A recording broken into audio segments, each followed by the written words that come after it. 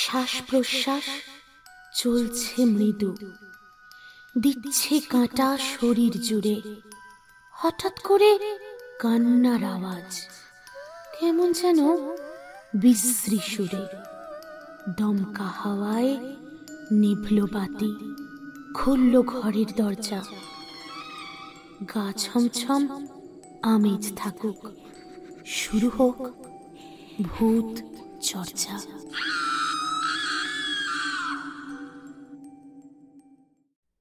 গ্রাম বাংলার ভূতের গল্প অবলম্বনে আজকের গল্প নিশির ডাক। গল্পের লেখক আমি তোমাদের বন্ধু প্রীতম। গল্প পাঠেও রয়েছি আমি তোমাদের বন্ধু প্রীতম। আমার সঙ্গে অন্যান্য চরিত্রে যারা অভিনয় করেছে তারা হলো অন্তরা, অচ্যুতা এবং শুক্লা। শুরু হচ্ছে আজকের গল্প নিশির ডাক।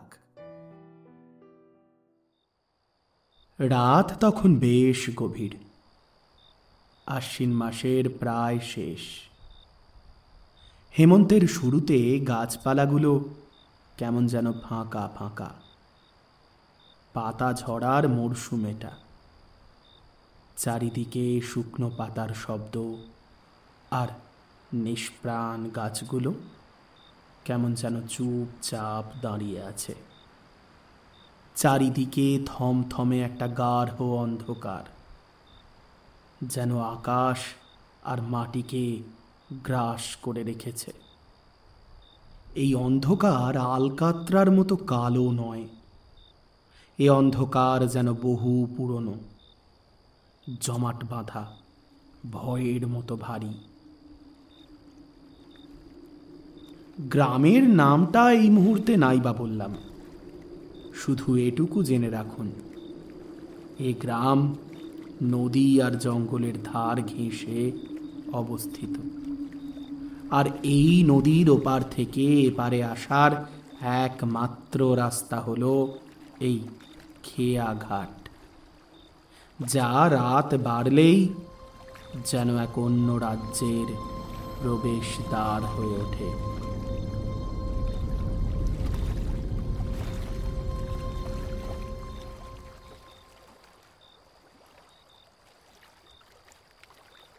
এই যে নকুল দাদা, নামো, আইসা পড়ছি।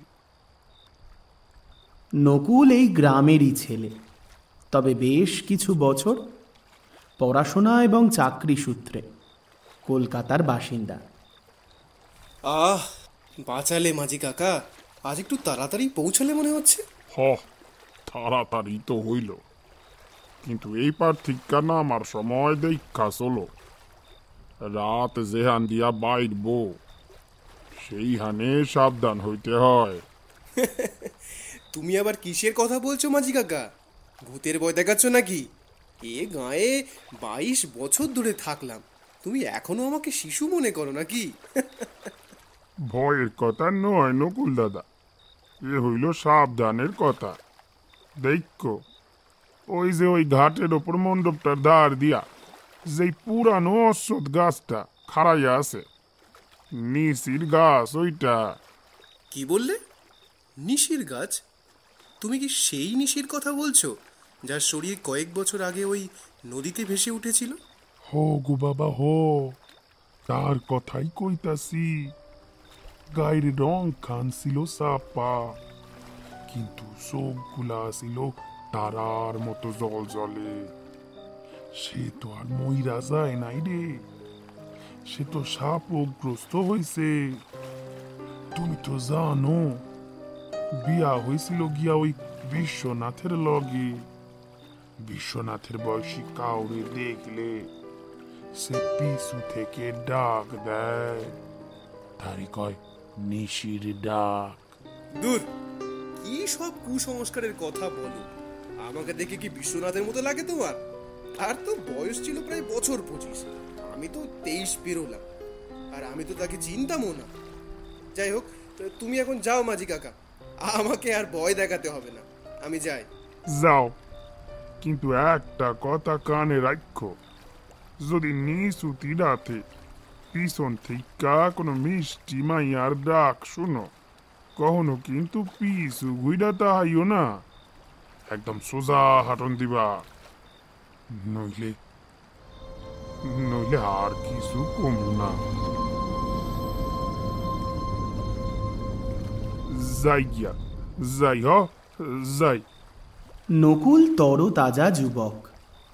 শহরের পরিবেশে বেশ কিছুদিন কাটিয়ে তার মন আজকাল বেশ যুক্তিবাদী হয়ে উঠেছে। গ্রামের এই ধরনের পুরনো কুসংস্কারকে সে সব সময় হেসে উড়িয়ে দিয়েছে, কিন্তু মাঝির গলায় সেই ভয় আর শীতলতা কেমন যেন একটা কাঁটা হয়ে তার মনে বিঁধে রইল। সে মাথা ঝাঁকালো, দ্রুত পা চালাতে শুরু করলো গ্রামের পথে। নদীর পার ধরে যে পথটা গ্রামের দিকে গেছে সেটা ঘন জঙ্গলে ঢাকা। মাথার উপর আকাশটুকুও দেখা যায় না ভালো করে, কারণ পথটা দুপাশের বিরাট বিরাট শিরীষ আর অশ্বত্থ গাছের ডালপালায় ঢেকে গেছে। যেন প্রকৃতিই চায় না এই রাতের রহস্য কেউ দেখতে পাক। নকুল যত দ্রুত হাঁটছে তার বুকের ভিতরের ধুকপুকানি ততই বাড়ছে। শুধু ভয়ে নয়, এই পরিবেশটাই যেন অস্বাভাবিক।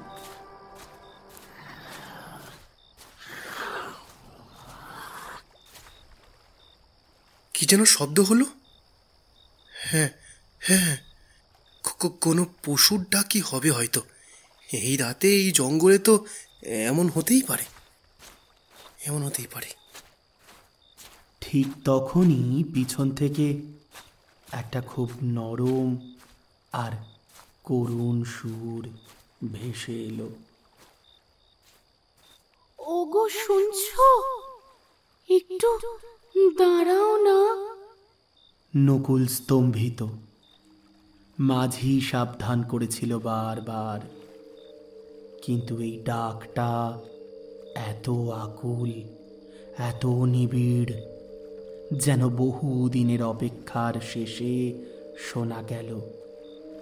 এই ডাক তাকে উদ্দেশ্য করে নয়, যেন এক অচেনা পুরুষকে উদ্দেশ্য করে বলা। কিন্তু এই গভীর রাতে, এই নির্জন খেয়াঘাটে কে হতে পারে সেই মেয়ে? কে কে কে কথা বলছে? কে? ও জোর করে নিজেকে সামলে নিল, কোনোভাবেই পিছনে ফিরবে না। ডাকটা এবার যেন আরো একটু কাছে এসেছে, আরো কাতর। আমি আমি তোমাকেই ডাকতেছি। ওগো ওগো, কেন অমন চোরের মতো চলে যাচ্ছ? আমি কতক্ষণ তোমার পথ চেয়ে আছি। গাছের ডালে প্যাঁচার ডাক, বাতাসের গতি বেড়ে চলেছে। মনের ভেতর তখন তীব্র ভয়। নকুল মনে মনে মাঝির সেই কথা স্মরণ করল। দেখো, ওই যে ওই ঘাটের ওপর মণ্ডপটার ধার দিয়া যেই পুরানো অশ্বত্থ গাছটা খাড়াইয়া আছে, নিশির গাছ ওইটা। মাঝি কাকা পই পই করে বলেছিল নকুলকে, যদি নিশুতি রাতে পিছন থেকে কোনো মিষ্টি মাইয়ার ডাক শোনো, কখনো কিন্তু পিছু ঘুইরা তাহাইও না। মনে মনে বেশ ভয় পেয়ে নিজেকে সামাল দিচ্ছে নকুল। না না, আমি পিছু ফিরব না। এটা নিশির ডাক, এটা নিশির ডাক। আমি হাঁটতে থাকবো। নকুল পাগলের মতো ছুটতে শুরু করলো, কিন্তু যত জোরেই সে হাঁটুক, যত জোরেই সে ছুটুক, সেই কণ্ঠস্বর যেন তার কানের কাছেই লেপ্টে রইল। তুমি কি আমাকে চিনতে পারছো না? আমি জানি তুমি চিনতে পারছো। আমার গায়ের রং চাপা বলে তুমি কি আমাকে ভুলে গেলে গো? ওগো, একটিবার আমার দিকে তাকাও, শুধু একটিবার। নদীর জলের কলকল শব্দ এবার যেন আর্তনাদের মতো শোনাতে শুরু করলো। বাতাসের শব্দে যেন চাপা কান্না লুকিয়ে আছে। নকুল দৌড়াতে শুরু করেছে, দৌড়াতে দৌড়াতে হাঁপাতে শুরু করেছে। তার গলা শুকিয়ে কাঠ। নকুল ছুটতে ছুটতে হাঁপিয়ে গেছে, তবু সে নিজেকে বারবার বোঝানোর চেষ্টা করছে। আমি ওর কথা শুনবো না, আমি ওর কথা শুনবো না, আমি ওর কথা শুনবো না। এ তো আমাকে ডাকছে না, এ তো বিশ্বনাথকে ডাকছে। আমাকে তো ডাকছে না। এবার অচেনা কণ্ঠস্বরটা হঠাৎ ভয়ঙ্কর শীতল হয়ে উঠল, যেন সেই কান্না আর অভিমান মুহূর্তে ক্রোধে পরিণত হলো। দাঁড়াও, দাঁড়াও বললাম। তুমি কি আমার স্বামী নও? তুমি কেন আমাকে ফেলে চলে গেলে? এভাবেই কেন তুমি আমাকে এড়িয়ে যাচ্ছ? নকুলের পায়ের কাছে শুকনো পাতা যেন আপনা আপনি নড়ে উঠল, যেন কেউ তার খুব কাছেই হেঁটে চলে গেল। আতঙ্কে নকুলের দম বন্ধ হয়ে আসছে। নকুল চিৎকার করে ওঠে, না না না, আমি বিশ্বনাথ না, আমি বিশ্বনাথ না, আমি নকুল, আমি নকুল। আমাকে ছাড়ো, আমাকে ছাড়ো, ছাড়ো।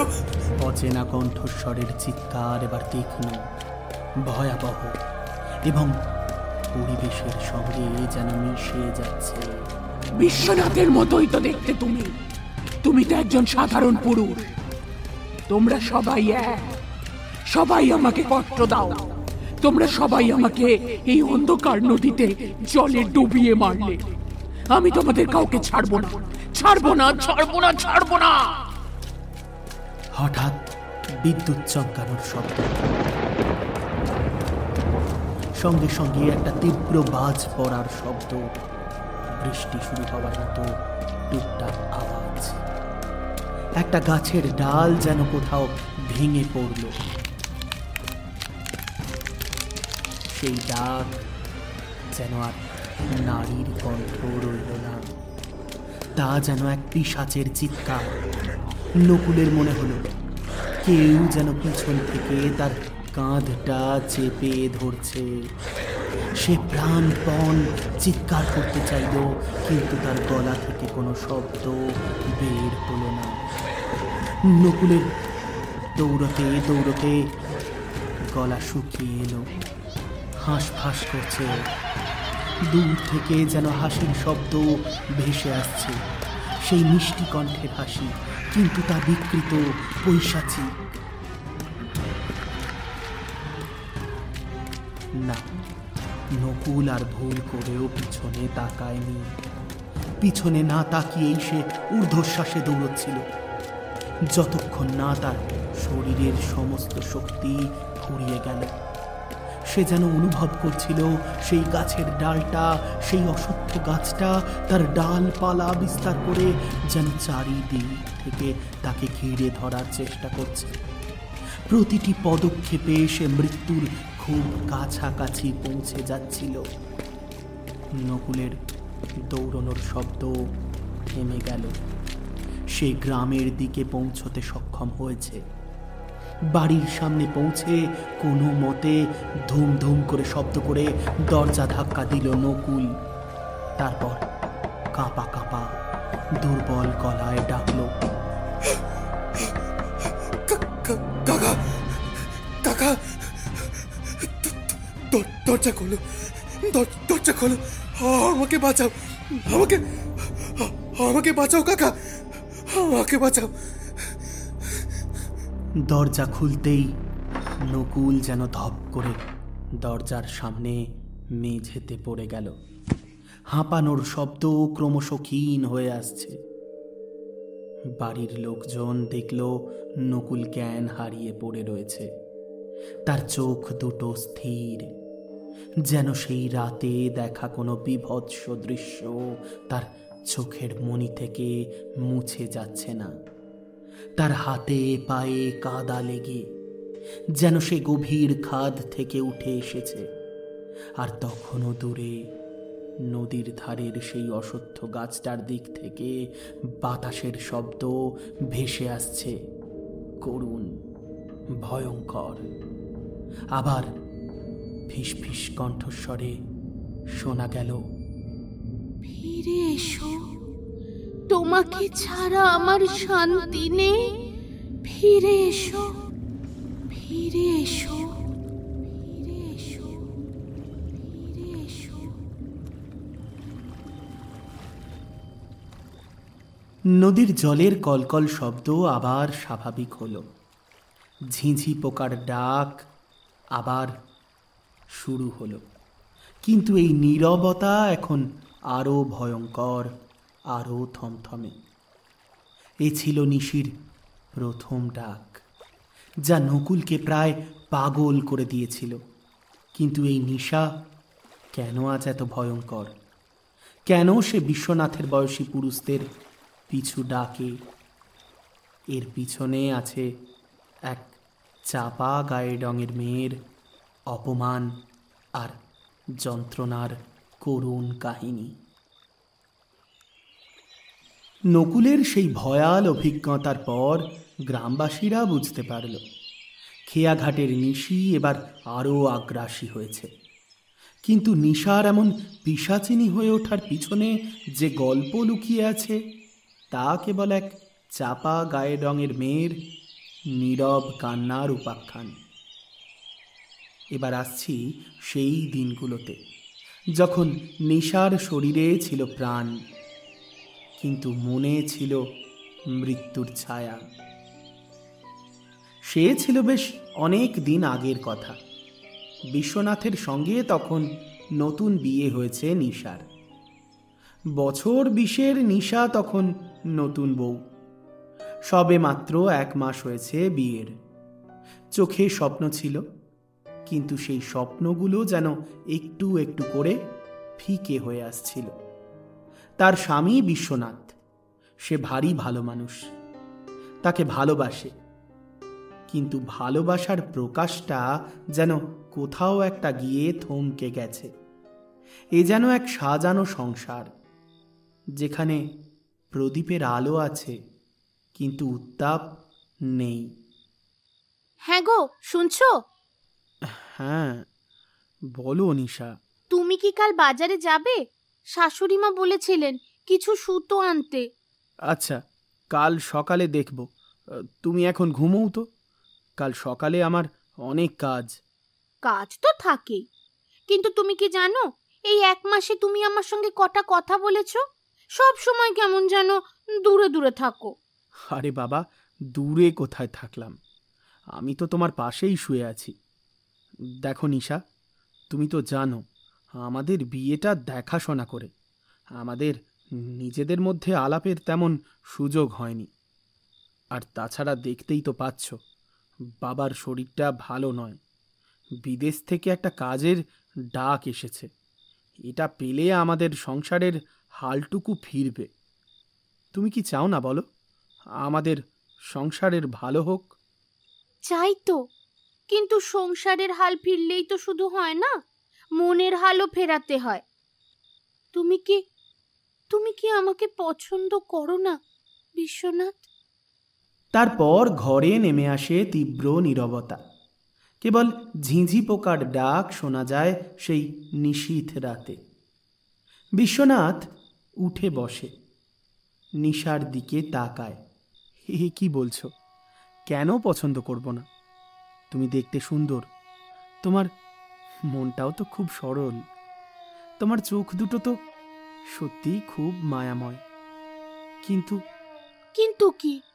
আমার চাপা গায়ের রং, আমি ফর্সা নই বলে আমার কাছে আসতে সংকোচ হয় তোমার?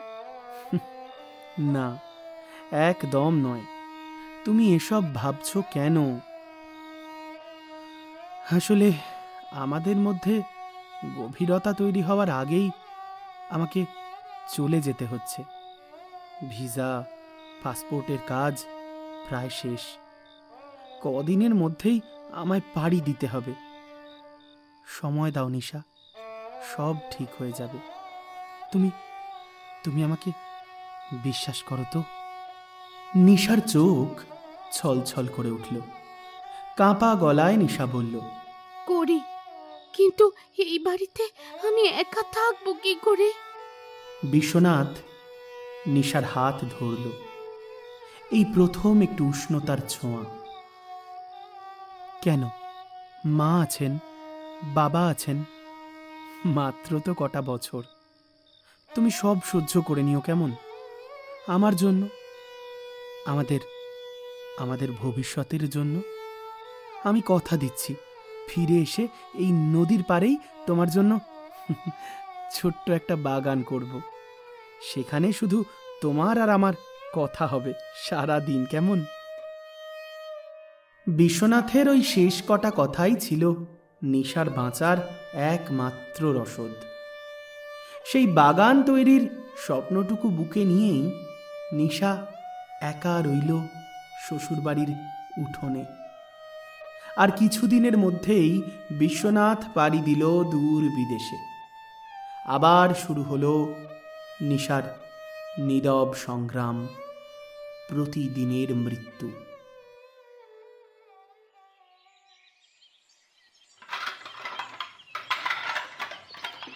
থালা বাসনের ঝনঝন শব্দ আর কাঠের উনুনের আঁচের মতোই ঝাঁঝালো কণ্ঠস্বরে শাশুড়ি বললেন, এই মেয়ে, তুই এখনো কি করছিস এখানে? তোর কি কোনো কাজ নেই নাকি? দুপুর গড়িয়ে বেলা হলো, সে খেয়াল আছে উনুনে এখনো আঁচ পড়লো না কেন? মা, উনুনে তো আঁচ দিয়েছি, কাঠগুলো আজ একটু ভেজা ছিল তাই। সব বাহানা। আমি কি বুঝি না ভেবেছিস? তোর ইচ্ছে করে না না কাজ করতে, সারাদিন বসে থাকবি আর গতরটি নাড়াবি না। বাবা, আমাদের বংশে এরকম বউ কোনোদিন দেখিনি। ম্যাগো ম্যা। মা, এসব আপনি কি বলছেন? আমি কেন শুধু শুধু বসে থাকবো? আমি তো আমার মতো কাজ শিখে নেওয়ার চেষ্টা করছি। চুপ কর মুখ পুরি। আমার সামনে মিথ্যে কথা একদম বলতে আসবি না। তোর মতন কালো কুচ্ছিত আমাদের বিশুর বউ হবার যোগ্যই নয়। আমরা চেয়েছিলাম ফর্সা রাজকন্যার মতন মেয়ে, আর শেষে কিনা এসে জুটলো। তোর মতন অলক্ষণে মেয়ে থাকলে বিশুটার আর বিদেশ থেকে ঘরে ফেরা হবে না। তুই আমার ছেলেটার কপালটাই নষ্ট করে দিলি।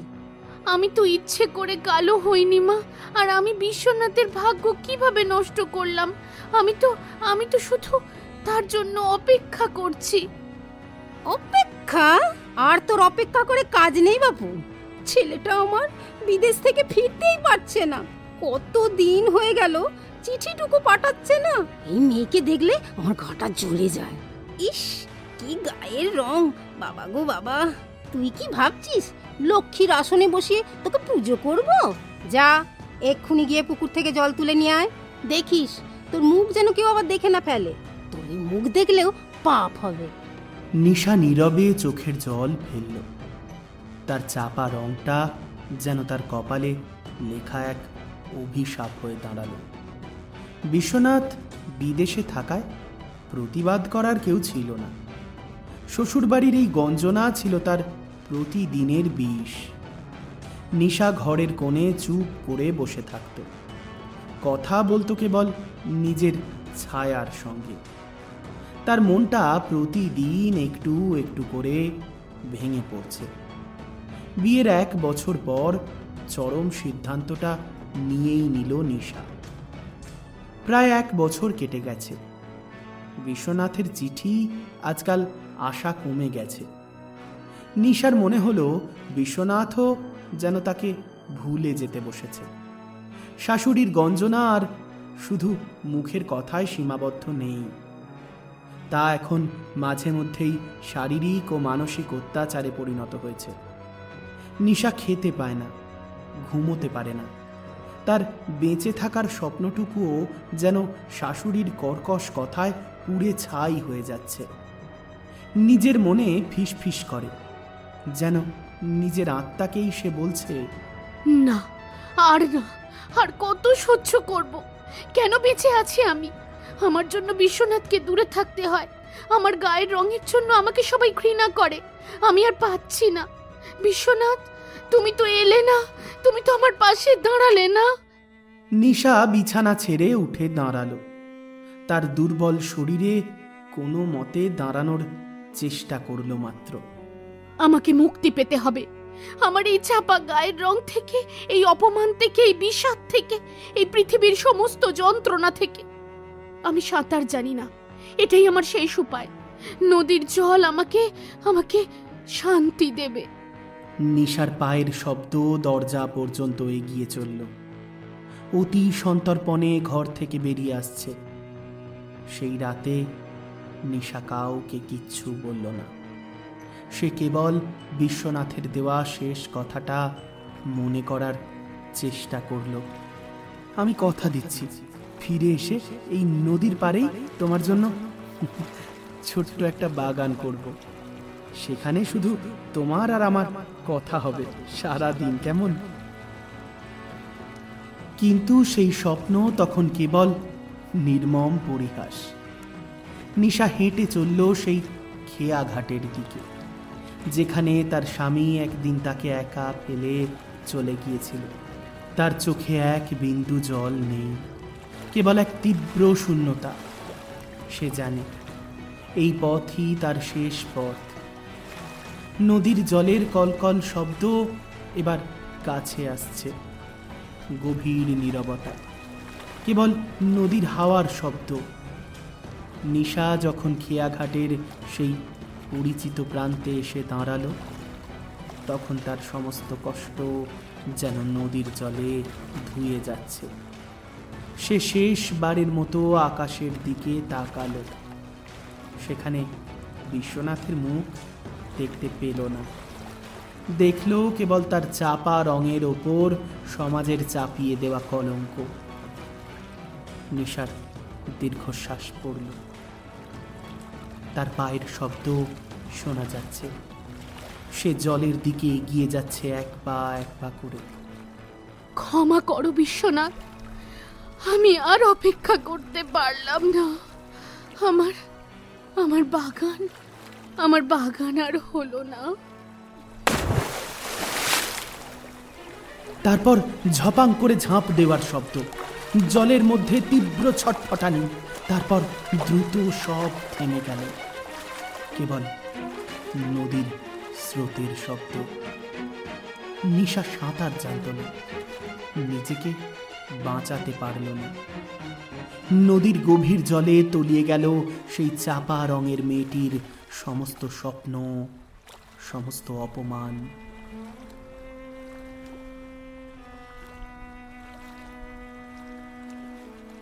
তিন দিন পর যখন নিশার ফোলা বিভৎস দেহটা নদীর ঘাটে ভেসে উঠল, তখন শ্বশুর বাড়ির লোক তাকে চিনে নিতেও অস্বীকার করল। কেউ বলল, ওটা লক্ষ্মী ছাড়া, ওর সৎকার করার দরকার নেই। নিশা মরেও মুক্তি পেল না। তার শরীরটাকেও অস্বীকার করল সমাজ। তার আত্মাকে গ্রাস করল সেই তীব্র অপমান, যা তাকে নিশা থেকে নিশি করে তুলল। সে ফিরে এলো সেই অশ্বত্থ গাছে, কেবল একজনের জন্য অপেক্ষা করতে থাকল, তার স্বামী বিশ্বনাথের জন্য। একটা বিভৎস চাপা কান্নার শব্দ দূর থেকে ভেসে এলো। দ্রুত থেমে গেল সব, কারণ নিশা জানত বিশ্বনাথ একদিন ফিরবেই, আর সে ফিরলেই নিশা তার হিসেব বুঝে নেবে। যে ভালোবাসা সে পায়নি, যে সঙ্গী সে পায়নি, সেই প্রেম, সেই মুক্তি সে বিশ্বনাথের কাছ থেকে আদায় করে নেবে এই খেয়াঘাটের অন্ধকারেই। বছর ঘুরে গেল। খেয়াঘাটে নিশির ডাকের উপকথা গ্রামের মানুষের মুখে মুখে ছড়িয়ে পড়ল। নিশা অপেক্ষা করছিল নিশি রূপে। তার চাপা গায়ের রঙের অপমানের জ্বলন্ত ক্রোধ আর বিশ্বনাথের প্রতি গভীর অভিমান তাকে নিশিতে পরিণত করেছে। সে জানত বিশ্বনাথ ফিরবেই। তার অপেক্ষার বাঁধন এতটাই দৃঢ় ছিল। সেদিন সূর্য যখন পশ্চিমে ডুবল, নিশার সেই প্রতীক্ষা পূর্ণ হল।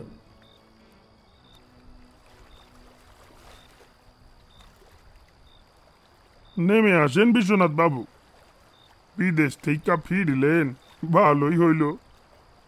তাড়াতাড়ি ঘরে ফিরা যান, রাস্তাঘাটের খবর ভালো না।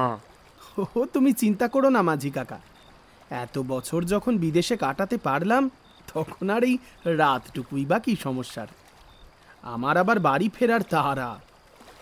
ও, আপনি বোধহয় শোনেন নাই, নিশি মানে হলো গিয়া নিশা, আপনার স্ত্রী, সে এখন আর মানুষ নাই।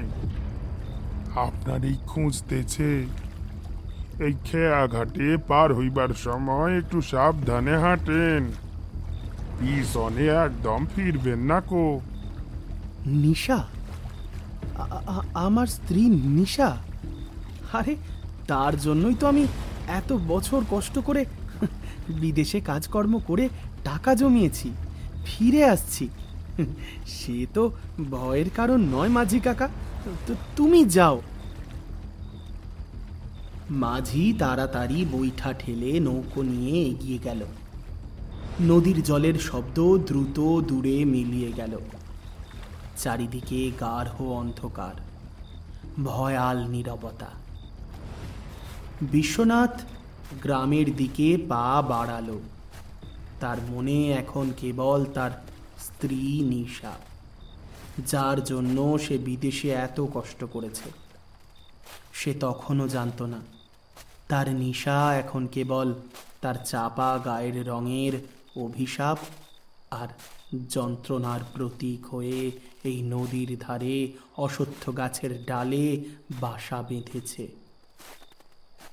বিশ্বনাথ যখনই সেই পুরনো অশ্বত্থ গাছের কাছাকাছি এসে পৌঁছালো, তখন পরিবেশটা যেন হঠাৎ ভারী হয়ে উঠল। বাতাস যেন থমকে গেল।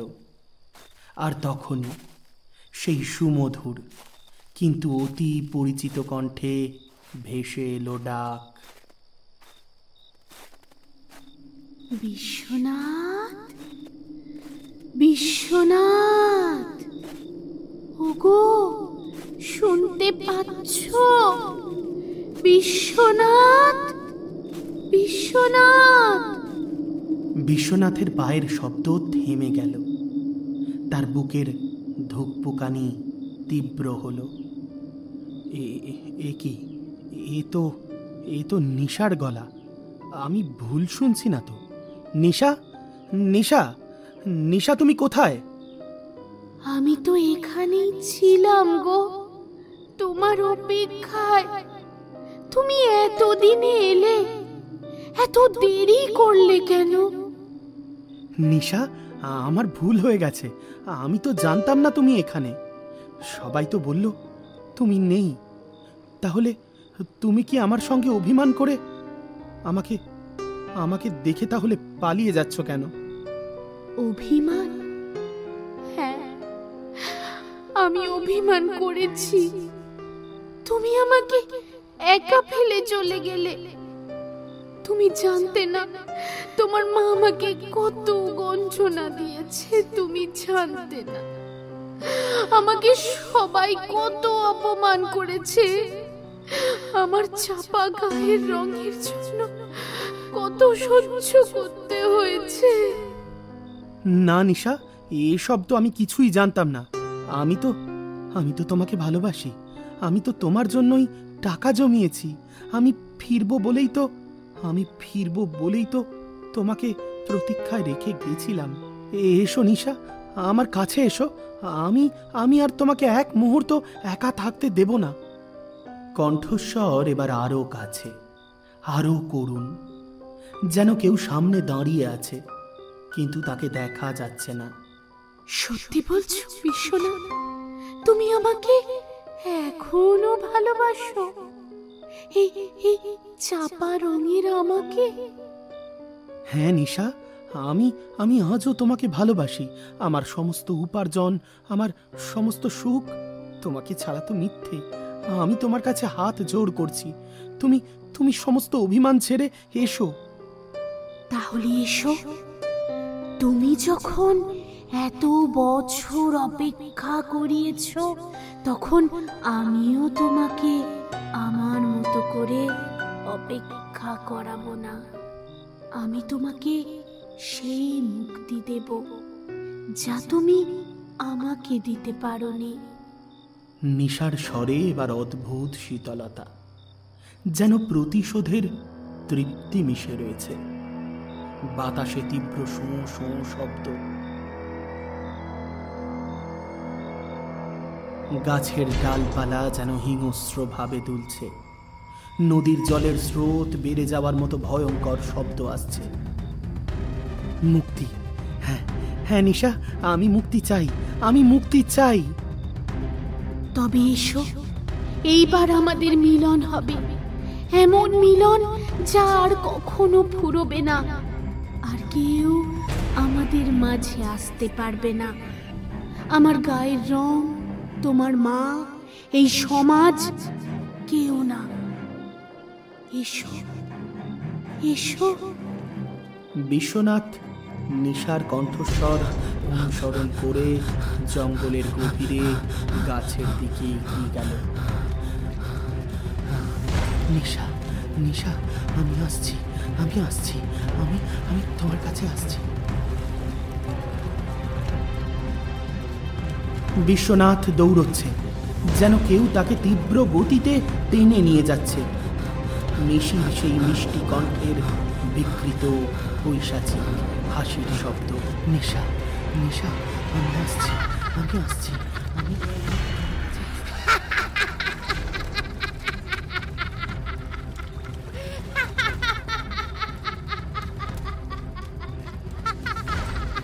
নিশার কণ্ঠস্বর যেন বিশ্বনাথের কানের কাছে এসে ফিস ফিস করে বলছে, এসো বিশ্বনাথ, এসো আমার কাছে এসো।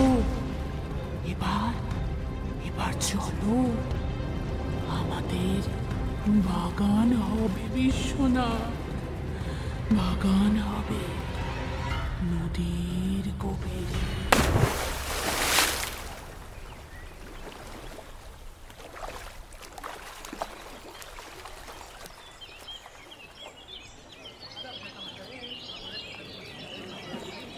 পরের দিন সকালে গ্রামবাসীরা বিশ্বনাথকে খুঁজে পেয়েছিল। তারা জানত নিশির ডাকে সাড়া দেওয়ার মানে কি। দীর্ঘ খোঁজাখুঁজির পর নদীর ধারের সেই ঘন জঙ্গলের গভীরে অশ্বত্থ গাছের ঠিক উল্টো দিকে বিশ্বনাথের দেহ খুঁজে পাওয়া গেল। বিশ্বনাথের শরীর ছিল অক্ষত, কোথাও কোনো আঘাতের চিহ্ন মাত্র নেই, এমনকি একটা পশুর আঁচড়ও না। অথচ তার চোখ দুটো ছিল উন্মুক্ত, স্থির। কিন্তু সেই চোখ দুটোয় ছিল এক অদ্ভুত তৃপ্তি, যেন সে তার জীবনের শেষ মুহূর্তে সেই প্রেম, সেই মুক্তি পেয়েছে, যা সে নিশার জীবিতকালে দিতে পারেনি। নিশা তার স্বামীকে নিজের কাছে টেনে নিয়েছে চিরদিনের জন্য। নিশার সেই চাপা গায়ের রং হয়তো তার জীবিতকালে অভিশাপ ছিল, কিন্তু মৃত্যুর পর তা তাকে শক্তি জুগিয়েছিল। সে তার স্বামীর জন্য অপেক্ষা করেছিল, সে তার স্বামীকেই তার চিরন্তন আলিঙ্গনে বেঁধে নিল। নদীর ঘাটে আজও রাত 9টার পর সেই মিষ্টি গলার ডাক শোনা যায়, তবে সে আর কারোর জন্য নয়। নিশা এখন তার বিশ্বনাথকে নিয়ে সুখে আছে, আর তাদের সেই বাগান তা তৈরি হয়েছে নদী আর জঙ্গলের গভীরে, যেখানে জীবিত মানুষের প্রবেশ নিষেধ। আজকের গল্প নিশির ডাক এ পর্যন্তই।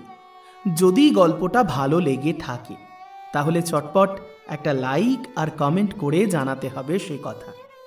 আর যদি আপনি আমাদের চ্যানেলে নতুন বন্ধু হন তাহলে অবশ্যই অনুরোধ রাখব যাতে আমাদের চ্যানেলটা সাবস্ক্রাইব করে দেন, আর তার সঙ্গে সঙ্গে নোটিফিকেশন পাওয়ার জন্য বেল আইকনটা অবশ্যই প্রেস করে দেবেন। এবার চলে আসব গত পর্বে যে 10 জন সঠিক উত্তরদাতা সঠিক উত্তর দিয়েছিলেন তাদের নাম ঘোষণায়। তারা হলেন স্নেহা দাস, সীমা সরকার, মিতা আচার্য, মোহিনী ভট্টাচার্য, ঝর্ণা খাতুন, সীমা গিরি, রিয়া দাস, নিয়তি সিং, নিশান কারার সহ অনেকেই। এবার চলে আসব আজকের পর্বের প্রশ্নে। আজকের প্রশ্ন, এই গল্পে প্রথম যে ছেলেটি নিশা বা নিশির ডাক শুনতে পেয়েছিল সেই ছেলেটির নাম কি? যদি গল্পটা শুরু থেকে শুনে থাকেন তাহলে অবশ্যই এই উত্তরটা ভীষণ সহজ। তাই অপেক্ষা না করে চটপট মোবাইল ফোনটা নিন আর টাইপ করুন সঠিক উত্তর শুধুমাত্র কমেন্ট বক্সে। কথা দিচ্ছি প্রতি পর্বের মতো আগামী পর্বেও প্রথম 10 জন সঠিক উত্তরদাতার নাম ঘোষণা করব আমি। দেখা হচ্ছে আগামী সোমবার বিভূতিভূষণের নতুন গল্প নিয়ে, ঠিক দুপুর 12টায়। আজ তবে এ পর্যন্তই। ভালো থাকবেন। ভূত চর্চার সঙ্গে সঙ্গে ভালোবাসার মরশুমকেও সঙ্গী করে রাখবেন।